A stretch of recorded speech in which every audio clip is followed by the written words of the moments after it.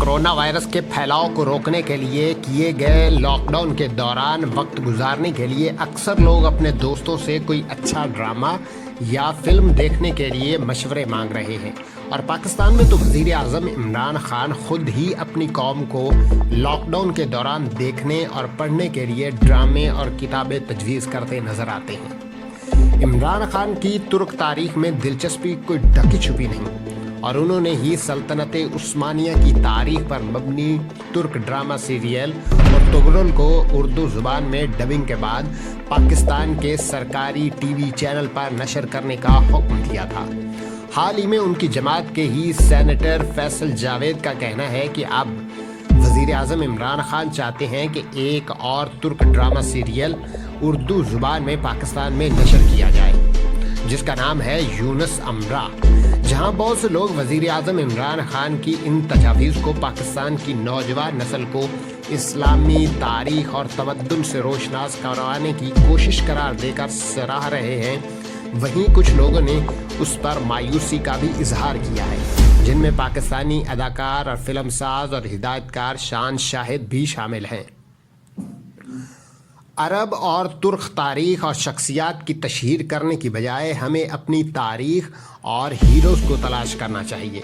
इस बहस से कतई नज़र के आया तुर्क तारीख़ और हीरो हमारे हैं या नहीं, हमने तारीख़ की किताबों को खंगाल कर ये जानने की कोशिश की कि आखिर यूनुस अमरा कौन है जिनके बारे में वज़ीर आज़म इमरान खान कौम को आगाह करना चाहते हैं।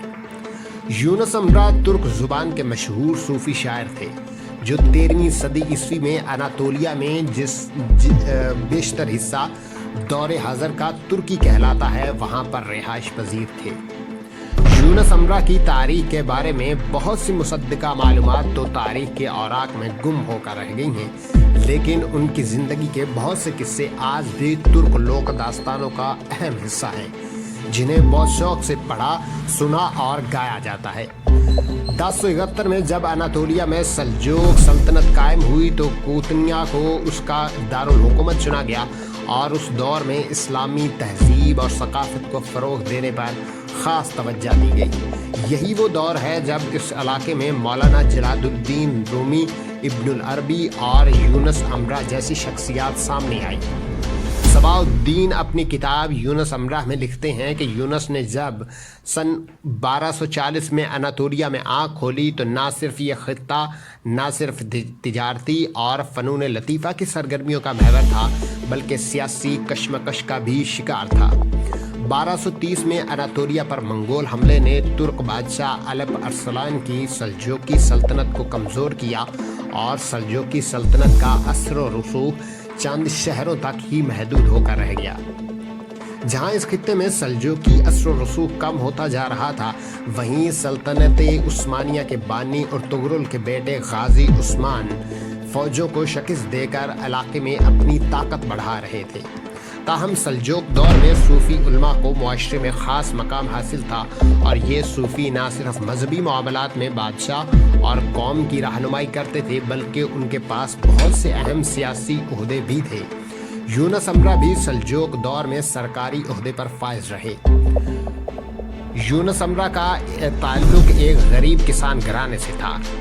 तसव्वुफ़ की तरफ उनके सफ़र के बारे में यूनिवर्सिटी ऑफ पेंसिल्वेनिया के डॉक्टर ने अपनी तहकीक में यूनुस अमरा एंड ह्यूमन अज़म में रकम तराज हैं कि एक साल जब कहत साली की वजह से फसल कम हुई तो यूनुस ने जंगली फल इकट्ठे किए और उस वक्त के मशहूर सूफ़ी आलम हाजी बख्ताश वली के दरगाह पर जाकर उनसे फलों के लदे काश्तकारी के लिए बीजों का मुतालबा किया।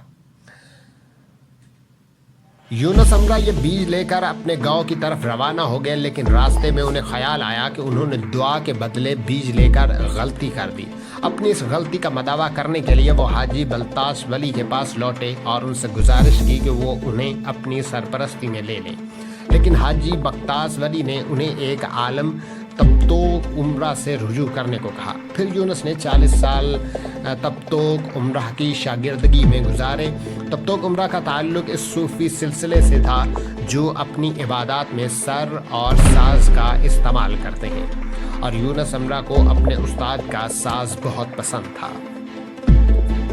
استاد کی اہلیہ نے کہا جب تب تو نماز فجر کے لیے نکلیں گے تو چونکہ ان کی بینائی کمزور ہے ان کے قدم لا محالہ یونس سے ٹکرائیں گے اور وہ پوچھیں گے کون ہے تو وہ انہیں بتائیں گے کہ یونس ہے۔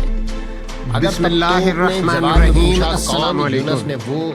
ملکی معیشت پہلے ہی مشکلات کا شکار ہے اور لاک ڈاؤن کی وجہ سے ہزاروں لوگ ایک ہی دم بے روزگار ہو گئے۔ روایت ہے کہ صبح جب یونس امرہ کے استاد کے قدم ان سے ٹکرائے اور انہوں نے پوچھا کون ہے تو ان کی اہلیہ نے انہیں بتایا کہ یونس ہے، تو تبتوک نے خوشی سے کہا میرا دوست یونس آ گیا۔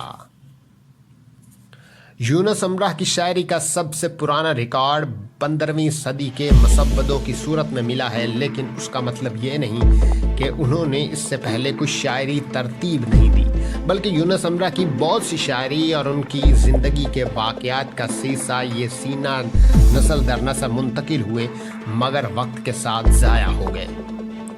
یونس امرہ کو خالص ترک زبان کے ادب کا بانی مانا جاتا ہے۔ وہ پہلے شاعر تھے جنہوں نے اپنی شاعری میں صرف ترک زبان کا استعمال کیا۔ اس لیے 1923 میں جب مصطفیٰ کمال اتا ترک نے جب جدید سیکولر ترقی کی بنیاد رکھی تو انہوں نے قوم پرست نظریے کو بڑھاوا دینے کے لیے یونس امرہ جیسے متعدد ترک ادیبوں، دانشوروں اور شاعروں کے کام کو فروغ دیا۔